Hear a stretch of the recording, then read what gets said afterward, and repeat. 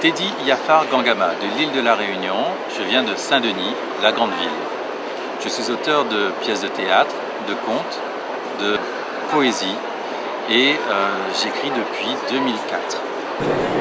Mon premier texte a été Décolonnant de Panou, publié en 2006. Un texte qui est venu à la suite de ce qu'on voulait faire passer pour les bienfaits de la colonisation. Donc en réponse à cet article 4, j'ai écrit ce texte qui a été adapté en pièce de théâtre et publié donc en 2006. Par la suite, j'ai eu d'autres publications. En 2009, Si ou t'es un fruit, qui est un recueil de poésie, dont le premier poème a été écrit en 2003 à la naissance de ma fille. Ma fille est d'ailleurs celle qui m'a inspiré et qui a introduit l'écriture, qui m'a permis d'avoir cette passion pour l'écriture.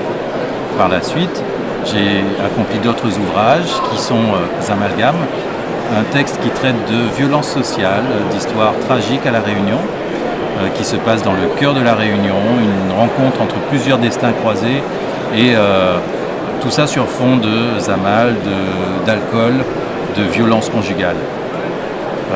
Ce texte a été adapté 3 fois au théâtre, sous 3 formes différentes, dans 3 théâtres différents et sous 3 années différentes, donc ce qui représente une bonne production, un certain succès.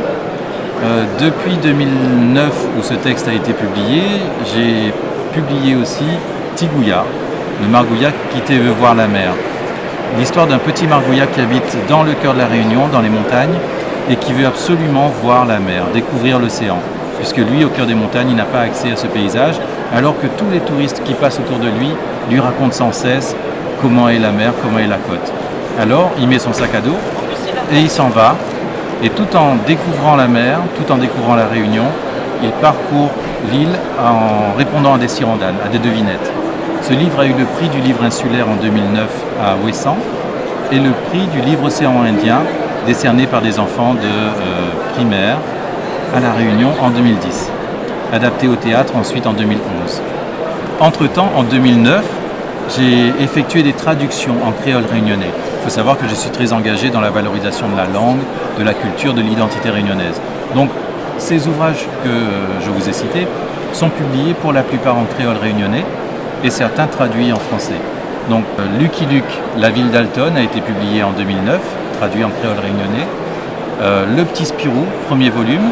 Le Petit Spirou, deuxième volume en 2010. Et un deuxième Lucky Luke qui s'appelle Billy the Kid, le Désordre, donc en 2010.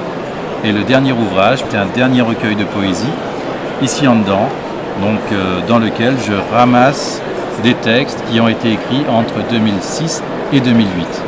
L'écriture ne se résume pas seulement aux livres et aux publications. Je suis poète-performeur, donc je déclame sur scène mes textes et je suis actuellement accompagné d'un groupe de 4 musiciens où je me produis à La Réunion et ailleurs, dans l'océan Indien et un petit peu partout dans le monde, pour déclamer mes textes en musique.